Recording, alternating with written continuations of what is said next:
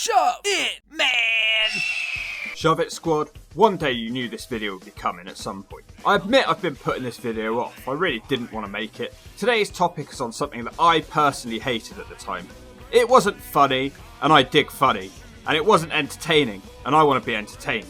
Years ago I made a video on the abortion that is the legend/global/TV/King of the Mountain title. But I rather breezed over the final portion of what happened after that belt, because it sucked. Today's video is all the fault of ST Salt, so if it sucks, drown him in vinegar, you might enjoy it. If you want to make the Hawk talk, sign up on Patreon today. Brick to the Head Brigade, this is the Impact Wrestling Grand Championship. First of all, you just look at it and it sucks. It doesn't even look very grand. It looks like a cheap piece of plastic, and then the name, Grand. I don't see what's so grand about it. And what does that even mean? What does that represent? Titles normally have a division. I don't remember there being a Grand division. Well, we'll get into all of that, but first of all I have to give Impact credit once again for at least trying something new and trying to be different. Unfortunately, this idea dragged on for a long time and a lot of people pretty much hated it. So then they lose their credit. I want to know though, because this title divides opinion. Apparently, there are actually some of you that liked this title and liked what it was trying to accomplish. Let me know down below. Around this time, TNA had officially changed their name to Impact. In a way I wish they would just go back to the TNA name. I never felt comfortable calling it Impact Wrestling. In fact, shove it in the comments. Do you think they should continue with the Impact name or go back to TNA? It does feel like a completely different show nowadays, and I know a lot of silly stuff happened in TNA, but there is genuinely some history to be proud of there. The Smashing Pumpkin, Billy Corgan aka Baldy McBallhead, was in full control of Impact. He was trying all sorts of wacky ideas. Some worked and some didn't. This is one of those. The mixed martial arts world was dumping all over professional wrestling at the time.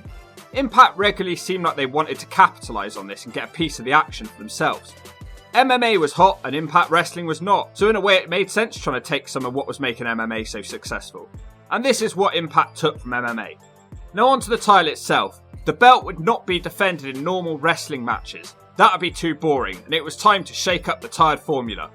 Instead, the matches would be 3-round matches, and each round lasted 3 minutes. It was similar to the European style of wrestling. The competitors would be judged in 3 categories: aggressiveness, control of the match, and physicality. However, wins could occur in the match at any time from pinfall or submission, but if not, it would go to a judge's decision. These rules would be tweaked as time went on to try and make it stop sucking so badly. The aim of this was to try and speed up the action a bit more, stop wasting time, and to cater to people with ADHD, and try to make it feel a bit more realistic. Problem is, if you're going down the realism route, MMA fans already know that wrestling's fake, and it just felt like Impact was either trying to poorly imitate MMA, or flat out make fun of it. Either way, I doubt there were many fans changing the channel from UFC to watch Impact. The belt was announced by Billy Baldy McBalderson, and he announced an 8-man tournament to crown the first Grand Champion. The tournament is notable for 2 things. The first was that Aaron Rex, the former Damien Sandow, was now competing in the tournament. He was hailed as a great capture for Impact at the time. He should have been more in WWE and people were genuinely happy to see him. Fans of Sandow would soon be disappointed again. This was pretty much the first thing he did when he arrived in Impact, and he booked his place in the tournament final. The other story was Drew Galloway. He'd been pretty pointless at TNA. He was the chosen one to win the tournament. I mean, he had been the world champion at this point, but let's just brush that under the rug. He proclaimed that he was going to make the Grand Championship an important belt, but unfortunately that didn't exactly go to plan, as he got legitimately injured after booking his place in the final.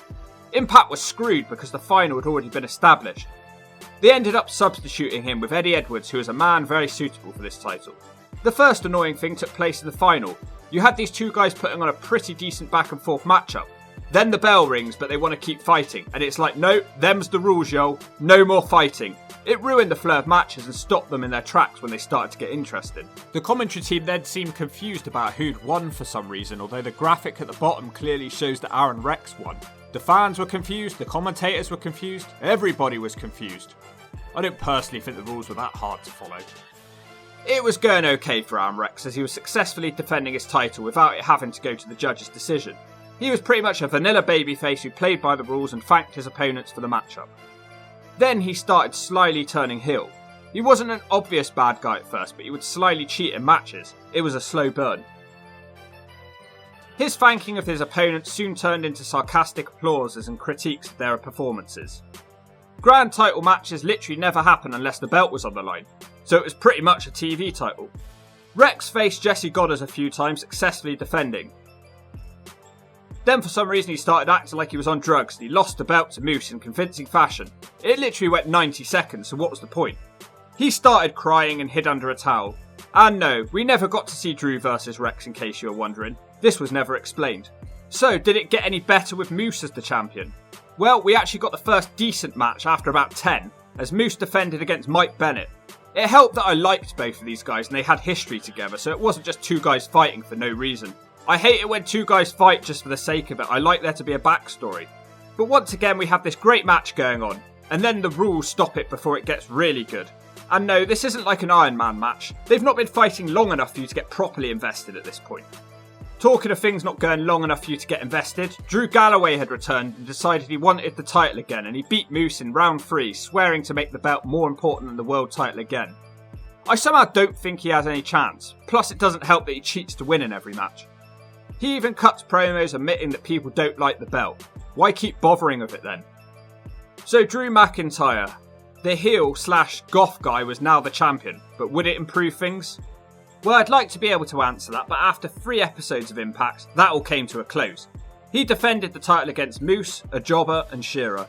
It was clear at this point that the rules of the match sucked. It was pretty much just used as a 10-second breather. Then Drew dropped the title to Moose by referee decision. Well, he talked a big game, but ultimately it meant nothing. Something else changed here as Moose defended the title against Cody. One of the judges got taken out and had to be replaced by Bruce Pritchard. Going forward, the matches would have him as a judge. The constant cuts to his ugly face made the matches even worse. This is one guy who just didn't need to be on TV. By this point, the commentary team was starting to get really annoying, with Josh Matthews constantly inquiring who the Pope thought had won the first round. Usually it was blatantly obvious who had won the first round, but no, he had to always ask. It's like we're complete idiots or something. Now there were 3 judges as they desperately tried to make the grand title seem like more of a big deal. Scott D'Amore and Dutch Mantell joined Bruce on the outside. Moose tried his hardest to add prestige to the title as he defended it all around the world, but not under the grand title rules, because I guess small indie federations could see that the rules sucked. Unfortunately, the matches stopped on Impact though, and it wasn't defended for a couple of months. Then it came back and EC3 beat Moose by split decision. There seems to be a trend here. All the important matches ended in indecisive ways that left you feeling a bit disappointed. They eventually dropped the format and just started using the belt as a standard second tier belt with just normal professional wrestling rules. Matt Sydal knocked off EC3 to little to no fanfare.